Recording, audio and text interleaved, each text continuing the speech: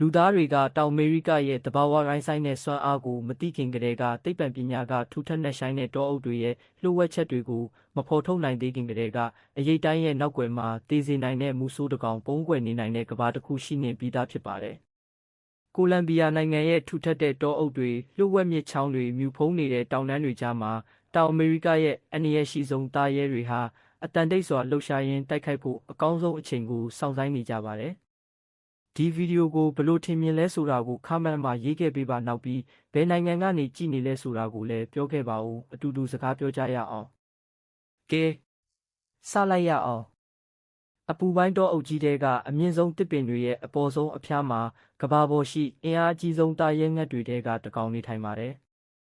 အဲ့ဒါကတော့ Harpy Eagle ဖြစ်ပြီးတိတ်ပံအမည် Harpy လို့ခေါ်ကြပါတယ်သူဟာတောအုပ်ပေါ်ရန်အလွှာရဲ့အငင်းပွားစရာမရှိတဲ့ဘရင်မဖြစ်ပါတယ်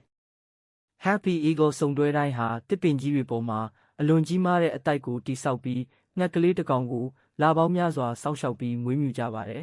။မိဘတစ်ကောင်ကအတိုက်ကိုကာကွယ်နေချိန်မှာနောက်တစ်ကောင်ကတော့သားပေါက်အတွက်အစာရှာဖို့တနေ့တာအများစုကိုကုံဆုံးစေပါတယ်။ဝက်ဝင်ရဲ့လက်သေးအရွယ်နဲ့တောင်ရှင်နိုင်တဲ့သူ့ရဲ့ကြီးမားတဲ့ခြေသေးတွေကြောင့်အလေးချိန်များတဲ့သားကောင်တွေကိုတောင်အလွယ်တကူဖမ်းဆုပ်နိုင်ပါတယ်။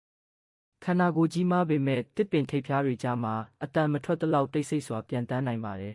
။တကိုင်းတွေပေါ်မှာနေထိုင်တဲ့မြောက်တွေနဲ့ပြည်တိရစ္ဆာန် sloth တွေအတွက်တော့အန္တရာယ်ဟာသတိမပေးဘဲကောင်းကင်ဘော်ကနေအချိန်မရွေးကြားရောက်လာနိုင်ပါတယ်